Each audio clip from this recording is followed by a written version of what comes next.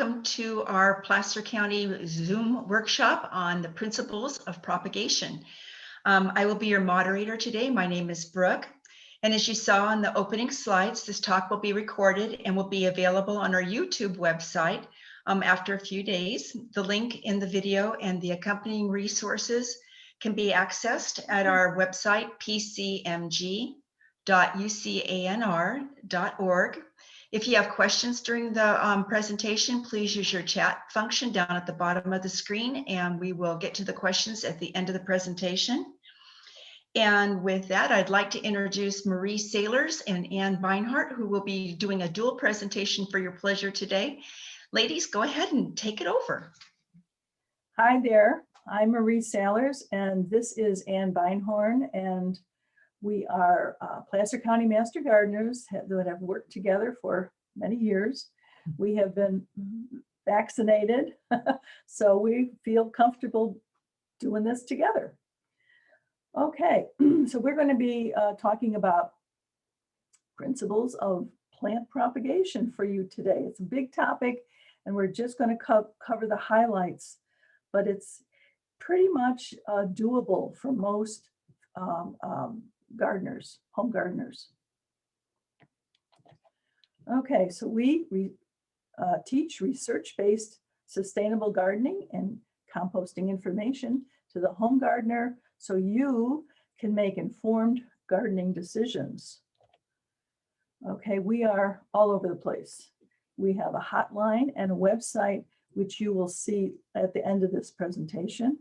We're on Facebook, Twitter, and Instagram. We have a monthly column in the Gold Country media and a quarterly newspaper called The Curious Gardener, which you can access at our website. Okay. And we have a gardening guide and calendar, which is usually out in September. We are sold out for 2021, so it'll be 2022. And we do presentations to garden groups called Speakers by Request. Workshops, of course, this is one of them.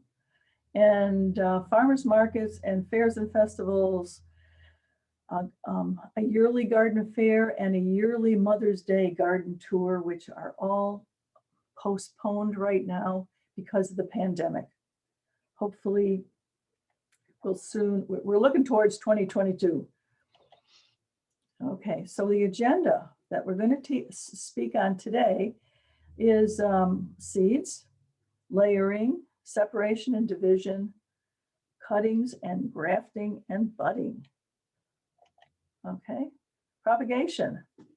It's the multiplication of plants by sexual or asexual means. It is a seed is a mature ovary containing an embryo, and we'll be talking about seeds in a second.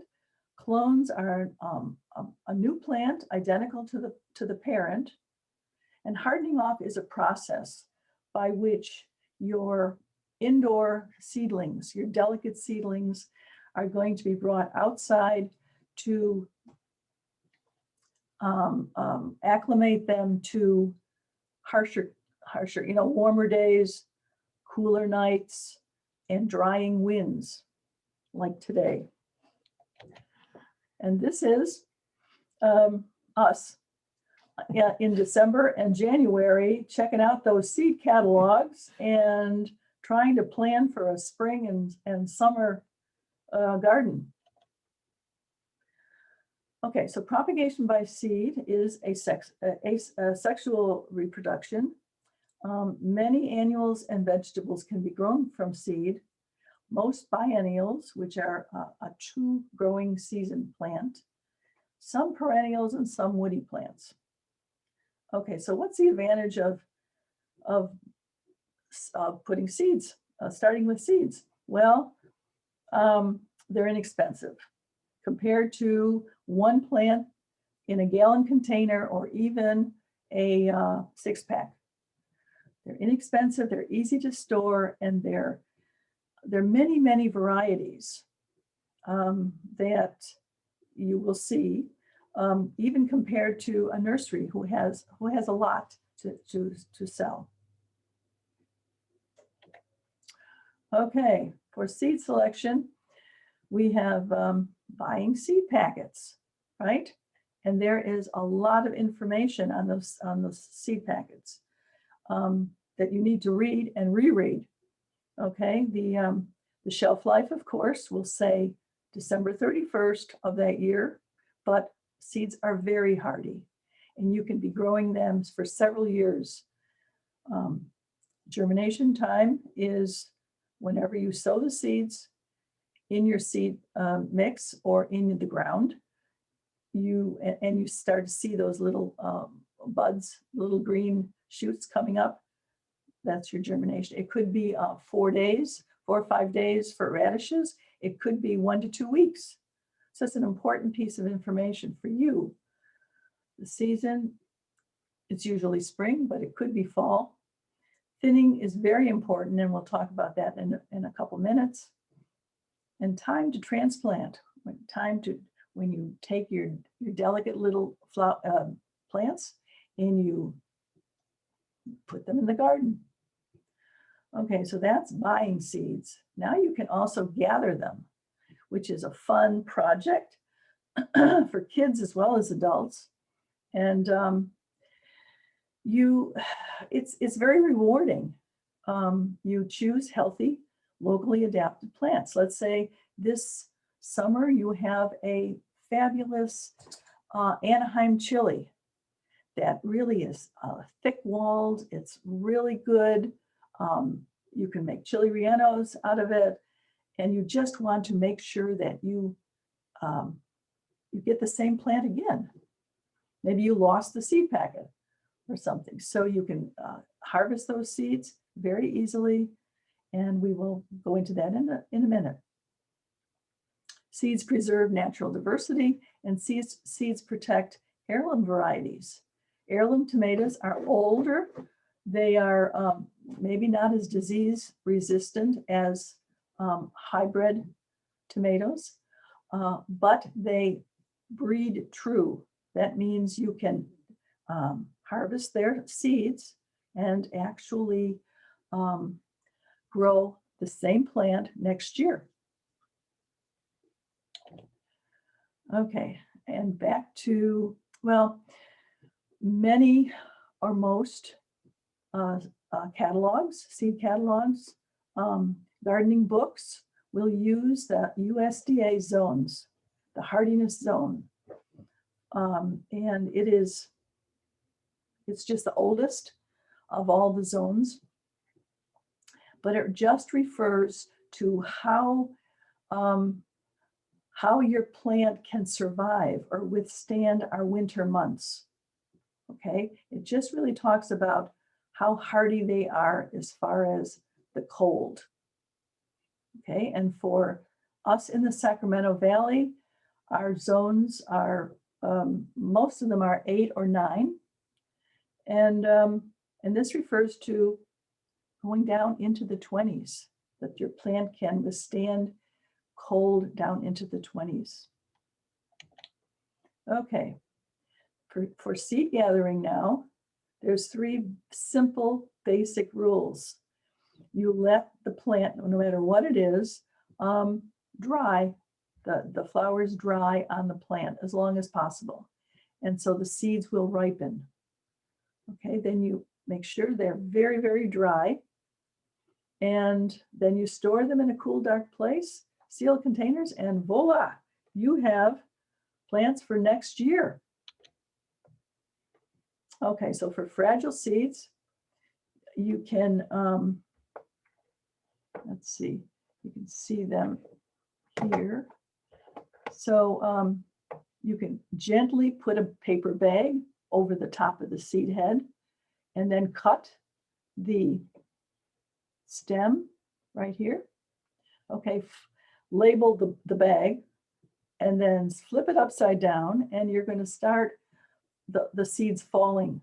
So you're starting to save seeds. And then once a day you come along and shake this stem a little bit, and the seeds will fall to the bottom of the bag.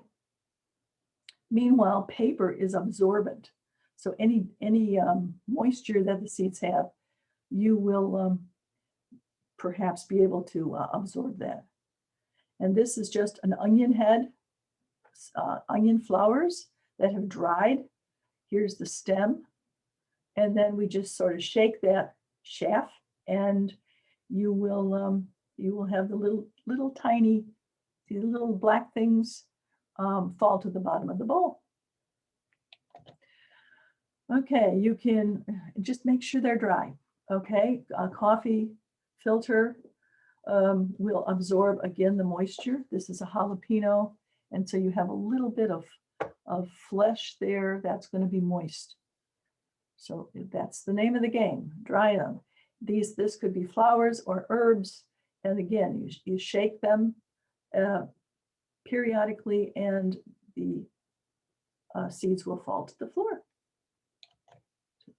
Okay, and then store safely. So you can repurpose containers, so long as, of course, they're labeled well. So you remember what you have stored.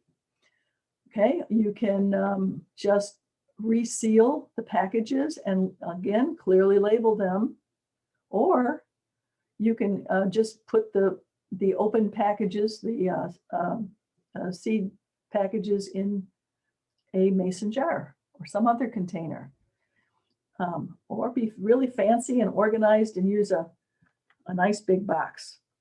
But cool, dark place, a drawer or a closet, and you're in business. Okay, what is germination?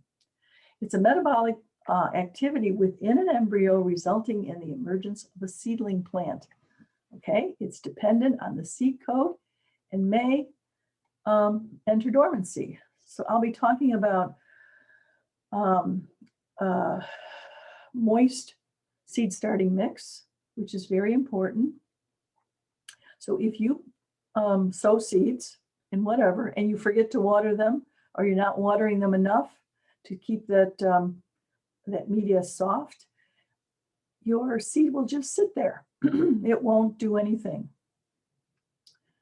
Okay, and seeds rely on stored nitrogen and carbohydrates in the seed. So no matter how tiny that seed is, a lettuce seed, a flower seed, all that is necessary for that seedling to begin growing before it hits the surface of the soil is within that seed.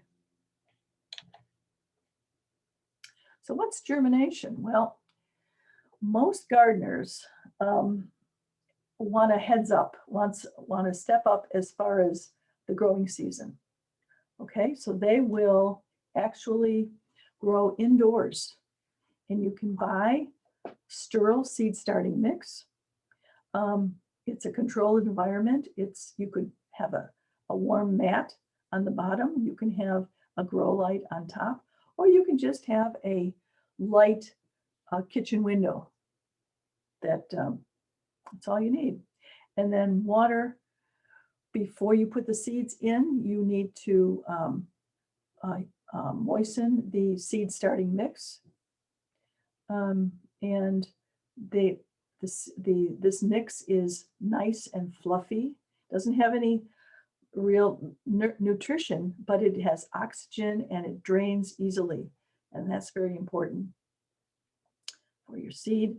For light, larger seeds tend to be planted deeper, thus dark.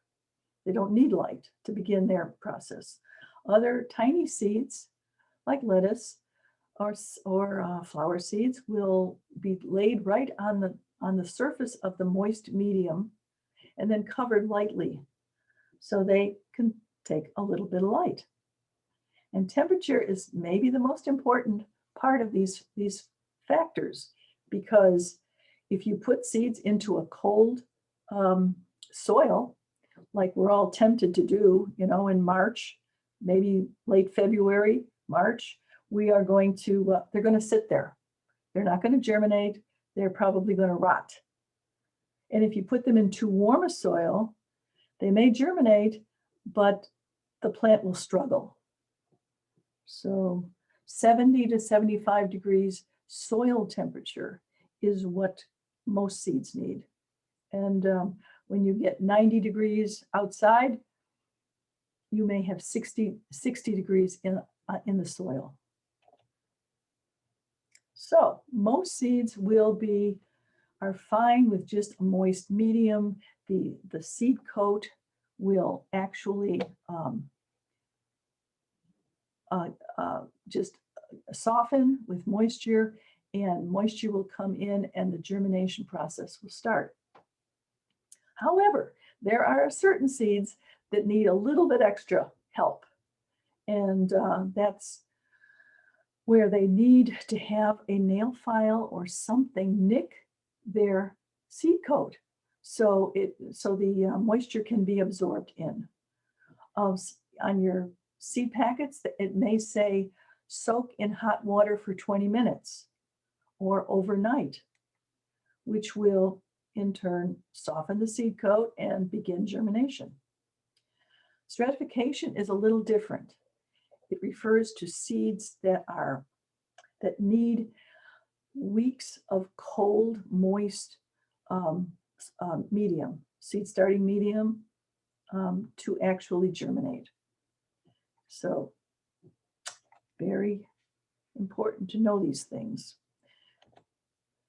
All right, so here is our probably a bean seed. Of course, it's like an inch under the soil. Okay, it's in a sterile media, hopefully with a clean container. And for the most part, seeds are planted to a depth of 2 to 4 times their diameter. So about an inch down. It gets, if you're going to have the growing medium in the house, you can have a grow light or just a window. You really don't need too much light when the seeds are under the ground. Okay, then that's that little seedling. Here's the root, here's the shoot, and this green is called a cotyledon. So when that shoot hits the soil surface, hopefully it's nice and soft, it hits the soil surface, it is green, and it will start the photosynthesis, the growth, and then it will grow further. You're going to see what we call the first set of true leaves, and then the second set of true leaves. Okay, and of course they are involved with photosynthesis, giving energy to the plant, and growing it and making it healthier. You can also make a homemade media of perlite, vermiculite, and peat moss for moisture retention, but it's not sterile. So you're hedging your bets with buying a sterile seed starting mix. Okay, and for seedling success, thinning is very important. On your package, it's going to say thin to 4 inches or thin to 6 inches. And that just refers to your growing plant needing root room, needing to be able to absorb the nutrients that are in the soil or in your seed starting mix. You can either cut them at the soil level to thin the plants, or you can tease them out and put them elsewhere. Put them in another pot, put them elsewhere. Okay. Now you fertilize after that second set of true leaves, and that will be when the seedling is strong enough to have a dilute portion of fertilizer, and that can be, let's say you have fish emulsion, 2 tablespoons per gallon of water. You would maybe 1 tablespoon. You would mix 1 tablespoon, or maybe a half a tablespoon. You can always add more. but this will give the nutrients to the seedling to continue to grow. Okay, no direct sun to seedlings. It's too harsh right now. And the hardening off is actually taking your flat of seedlings outside and in the shade or in dappled sun, like under a tree, to expose them to warmer day temperatures, drying winds, and that can be over a week, could be over 2 weeks, with gradually increasing times. And lastly, just remember all tools or containers must be sanitized. That means as clean as you can get them, okay? And to use sterile soils if at all possible, and ensure drainage underneath that container, whatever you're using. Make sure there's enough drainage. And for humidity must be regulated before the shoots start. When you just have medium, you can put a glass container over the top or plastic and try to keep that humidity in so that you keep the surface soft. Once those seedlings start up, you are going to try to increase the airflow by taking off the plastic and keeping it off for a while. So that is my little keep this in mind when we go and talk about cuttings. This picture could be cuttings, exactly the kind of environment we'd like for cuttings. And for any kind of propagation, you need to sanitize your cutting tools. That can be with a disinfectant. I think this year and last year, everybody has a disinfectant in their bathroom and their kitchen, perhaps, for surfaces. So you can use that to clean your tools, or you can use alcohol swabs, and you can use bleach, but not on your tools because that could corrode your tools. But use that, perhaps a 9-to-1 water to bleach solution in a bucket, and just place your pots in there before you start to add your media. And it's important to know, don't expect to ever take a cutting or anything from the ground and expect the ground soil to be good enough to put in your pot. Yeah. Because your ground soil is not only full of lots of clay that really doesn't allow any drainage, but it also could have some disease that's maybe not showing on the current plant, but could come along for the next plant. And you don't want to share plants with somebody with garden soil that you don't know how lethal it could be for their plants. So remember these things, just basic things about drainage and humidity and keeping those plants in good airflow. And as they get further along, maybe a nice screen for shading. And that screen would also allow airflow in it through a shade screen. Now we're starting with the asexual types of propagation. And the first one that comes to mind is layering. And all we have to do is copy what nature does.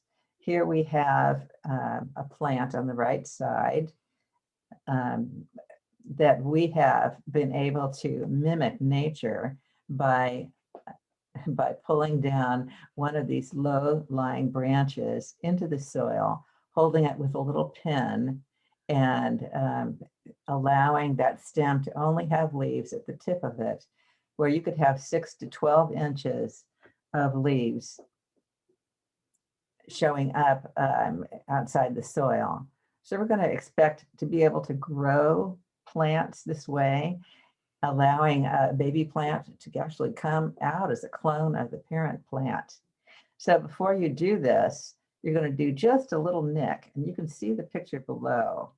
There's just a little nick in that stem that's underground, And that will allow the natural auxins to come out and make roots.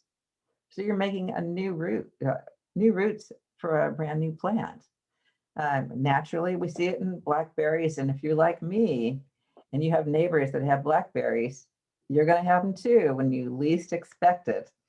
And same thing with wisteria. What a lovely plant, but it's very, very good at naturally going into the soil and finding any place to come out again. Tip layering is something that berries do. They go down, or berry plants. Their tip that doesn't have a leaf at that time can go into the soil, working its way not very deep. If we were doing that, we'd go 2 or 3 inches deep and remove some leaves and make new canes. That's done for raspberries. Simple layering is this picture below, which I talked about, and spirea, quince, rhododendron, that's anything in the rhododendron family will do that. Hydrangeas, honeysuckle, and wisteria. Grapes are done this way too. So the growers use all kinds of propagation, but this is one of their options. Air layering takes a little bit of skill and takes a little bit of a challenge. But this is done for indoor plants like ficus. I have a ficus benjamina that's probably 20 years old, and it has all kinds of lanky branches on it. And it just keeps growing. It doesn't grow very fast, but it keeps growing. Outdoors, you have azaleas and holly and camellias that do quite well with air layering. To air layer, you have to have a fairly cool environment. You don't want to do it in the heat when it's heavy heat. It's done in the springtime where you can predictably have a nice cool enough weather that the cells that are going to be reacting can survive nicely and do their job. Looking over here at the first picture, it goes A, B, C. In A, we are cutting slits into that bark, only into the bark layer of a branch of one of these plants. And this should be about 1 foot down from the tip of that branch. So you're retaining leaves after you do your area of new growth, but you're cutting off any bud or any leaves around that area. You end up with buds that are by themselves, and those buds are gonna be a growth point for making new roots. So here you have a bud, and ideally maybe 3 inches below and 3 inches above that could make an area of open cambium, which is directly underneath your bark. In the next picture, we have a leaf only for your information. There's where the leaf was, and that leaf was removed. In the second one, where you started with a slit, you cut just into the bark, you stuck a toothpick in there or other little piece of wood, and you've made yourself a little opening that doesn't go any further, just that little bit where you can induce the auxins to come naturally, which is the growth hormone, and getting ready to make roots. Now, the secret is you need sphagnum moss. You need it quite damp, but you need to wring it out. You wring that out, and just a fistful, you handle around the area where you've prepared the bark, and you cover that with some plastic wrap, just like saran wrap, and then a little twine, and you try to make it, pretty closed, because you don't want to lose any of that moisture in the months that you're going to have that on there. And as the months go by, you're going to be walking by, and you're going to be seeing that it's not drying out. If you've got a good closure, if it does start to dry out, then you may have some problems. So try to keep it nice and moist, and try to keep it intact there from that spring where you put it on through the fall. And maybe by fall, you're ready to take all that material off, maybe even by spring. But you're going to be having roots showing through all the plastic So it's easy to tell whether you're going to have enough roots, you're making a new plant. Anything beyond that in the branch where you've already had leaves is going to be ready to go. So you're going to cut that off and you got yourself a whole new plant and then plant it elsewhere.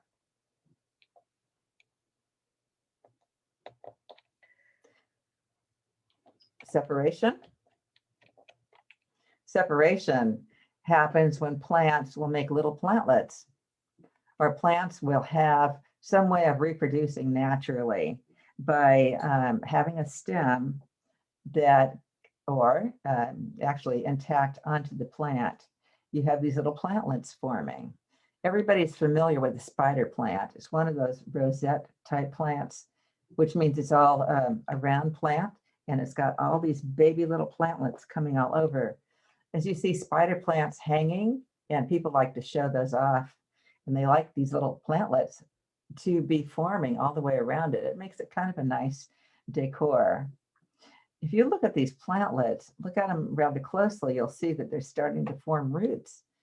Those little plantlets are so ready to go into the soil, and they're going to keep searching for soil. And that little stem that's holding them on to the parent, it seems like it's getting kind of long, but it will eventually fall off once that little plantlet finds the soil.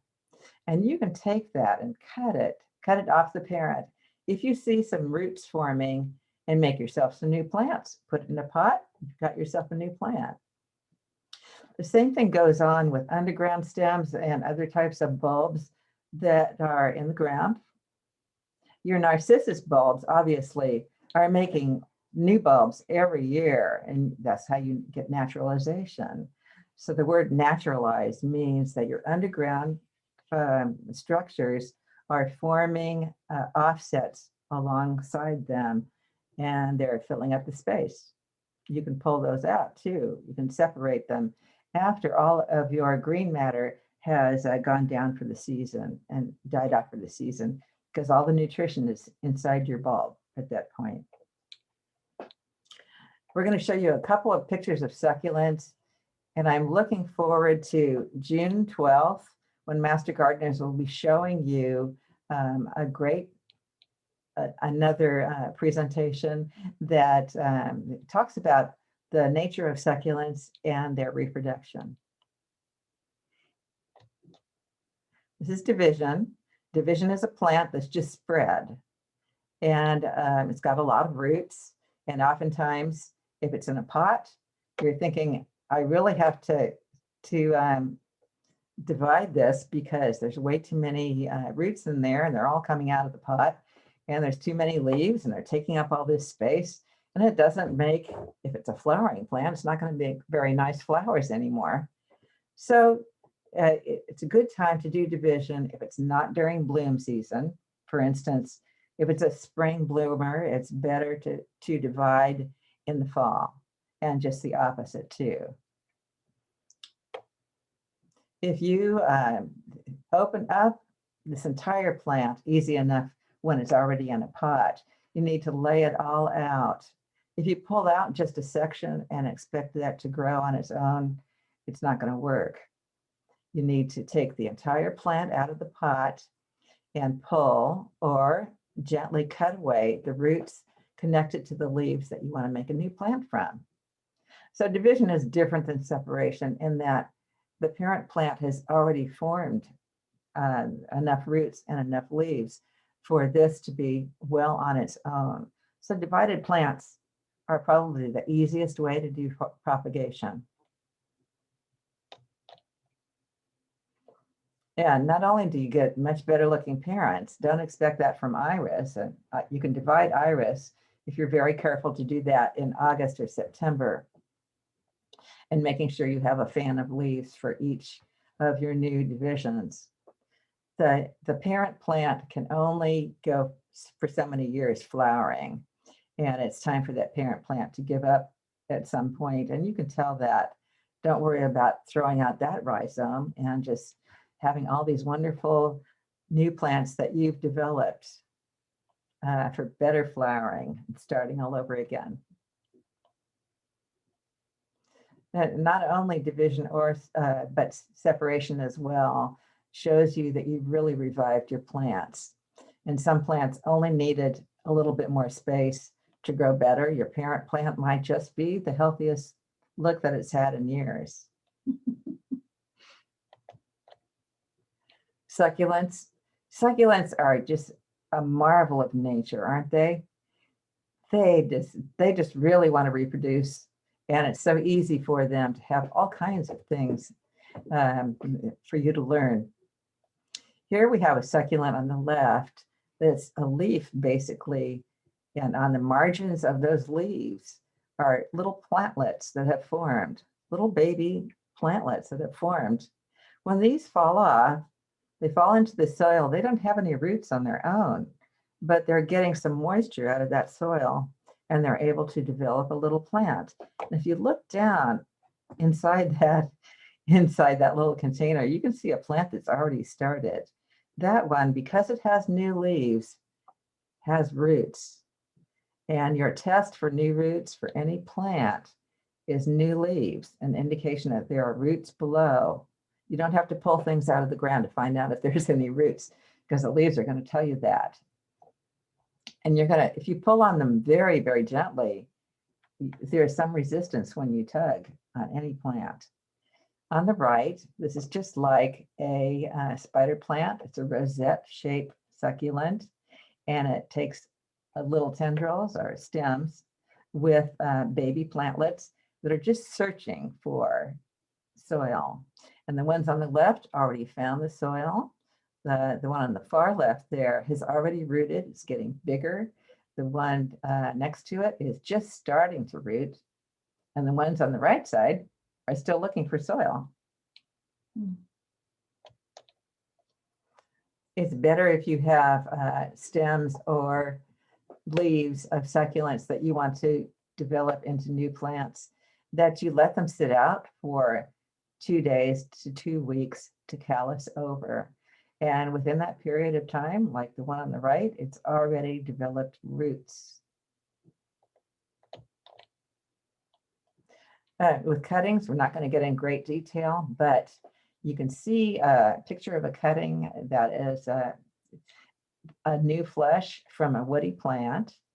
And on the tip of that, it's been cut kind of at a diagonal, and the leaves had been taken off because that area on that cutting is going to be under the soil will have no leaves. So the cells that can react this way, as we've shown you before, that can form new roots simply from what used to be a stem. Those cells now are undifferentiated. They can differentiate it into a different type of plant part. That's true for both herbaceous and woody plants. Herbaceous plants are simply soft. They are soft stem plants. Springtime is a big time for propagation because you get so much satisfaction from the spring flush, and things just go so fast. Your rooting is quite fast in the springtime, where it slows down a bit the rest of the year. We got to remember polarity. If you do a whole bunch of cuttings and lay them all out, it's especially with non-woody plants, you may get confused and not be able to find a whatever the top and the bottom is. And that's the rule of polarity. That plant knows that where the cells can differentiate it to make roots, but those have to be the cells that know you have to go down. You see, there's an up and down to a cutting. The plant is smarter than we are, because you can waste your time planting too many cuttings that are not properly placed in the soil. We like to use a powdered hormone and a little bit of hormone spread out into a plate. And that little bit of hormone is not used for the next plant because we don't want to have any cross infection of any cuttings. Another picture of cuttings and how it's done. And underneath a node and above a node is a growth point for a bud, which will become either a branch or a leaf or a twig. And the placement in your media is the same as it was for cutting, for seedlings. You want to always try to work with non-flowering shoots of deciduous plants because they do a lot better. Cuttings are possible with evergreen as well. This is the softwood stage that we're in right now, where on your tips, you really do have quite soft wood. It's not even wood yet. There's no bark on it. Those that go off to the side, those little shoots that go from the side, seem to have a little bit more oxygen in them and do a little bit better as your cuttings. You're trying to go 2 nodes. Nodes are your growth points for buds. 2 nodes at least in the soil, and a couple nodes, not too many more, above the soil. Use indirect sun just to start out, and early spring or even a little bit later. You can be using heat mat if you want 70 to 75 degrees, the ideal time for cuttings to develop roots. And these are fast. They come out 2 to 5 weeks, but don't think you can move these plants around a lot. Give them a little bit of time to really set those roots and form new leaves. Not for fruit trees, but people do take cuttings of hardwood. And the nice thing about hardwood for a deciduous plant, you don't have any leaves you have to worry about rotting. So hardwood can be helpful for us all. But you take your cuttings. I like to do a mallet cutting, which is a piece of your 2-year-old wood with a smaller piece of your 1-year-old wood that really takes quite well. There's other kind of cuttings that people have done. Semi-hardwood is good for camellia, magnolia, pittosporum. Root cuttings are not commonly done, but maybe if you've ever had asparagus, that's another way you can go. Leaf cuttings are only for special plants, such as African violet, tuberous begonia, where you cut into the vein, lay it down underneath, or upside down. So your cutted area is next to the soil and your open leaf is on the top. And little plantlets will come out of these.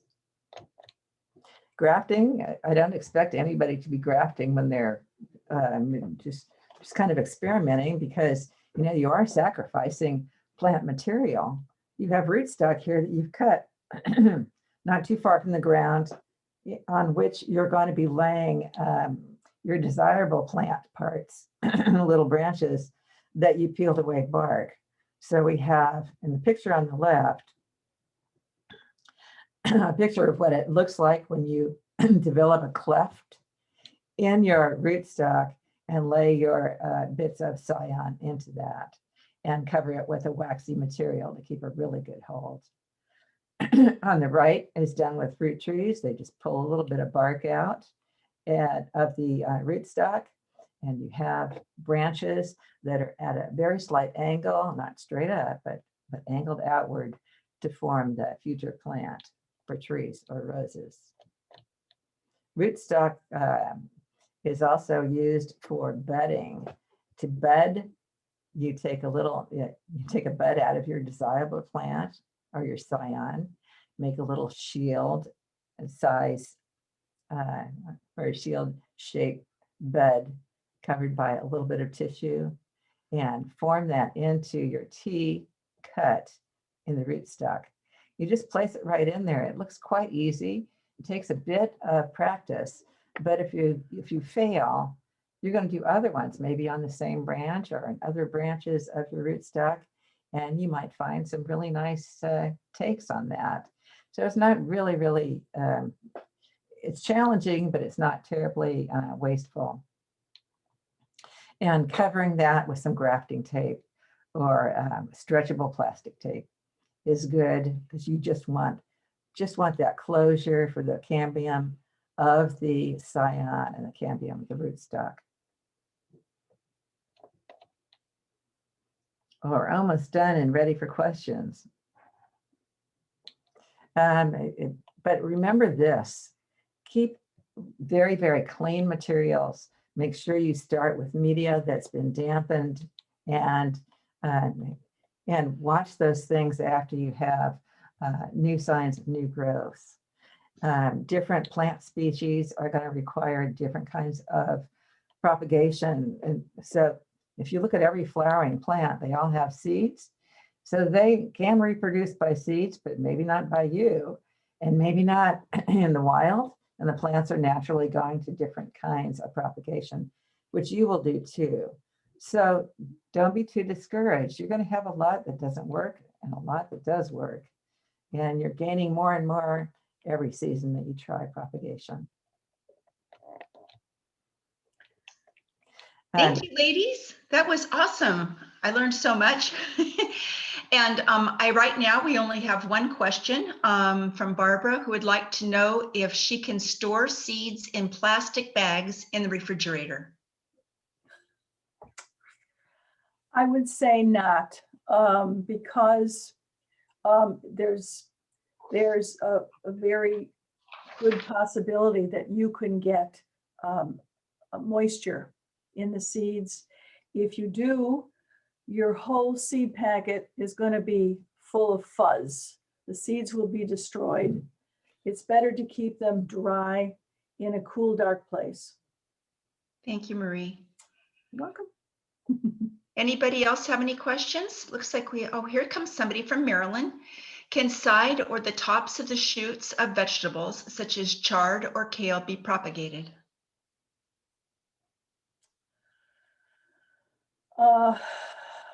I would say not. It's better to eat them than actually try to propagate them. Kale is very, very hardy. You can certainly put the seeds right into soil in the fall. It's a winter plant, and it should be fine for your winter table. Okay. Jan says that she has a hard time finding the seed from the flower. I'm not exactly sure if there's anything we can help her with this, but maybe you ladies have some suggestions. Well, you need to let that flower dry as much as possible, okay, on the plant, okay? Then you cut the stem and try to harvest those little seeds. They're there. You're just going to have to perhaps try one flower head and then leave the others and see if you can sort of knock off some of the seeds. Okay. If you can't, it's probably they're not dry enough. So just try in another week. Okay. And you can take all of that material and spread it out on a paper towel and really inspect it, because some of these seeds are so small, they're just hard to see. That's right. I remember the first time that I did a workshop with another master gardener and we were planting carrots, and I was like, oh my gosh, these are so tiny. That's right. Yeah. Yeah. Any other questions for anybody? Okay. Well, thank you so much, Marie and Anne. And I remind you that the presentation has been recorded and will be available along with some handouts. And our next seminar is going to be on May 22nd, and we'll be discussing pollinators. So if you have an interest in pollinating plants and birds and bees, this will be the place to be. Thank you everybody so much for coming. We really appreciate your support during these difficult times. We are excited to be back in person when we're able to, and hope to see you at our next workshop. Thanks so much for coming. Bye-bye.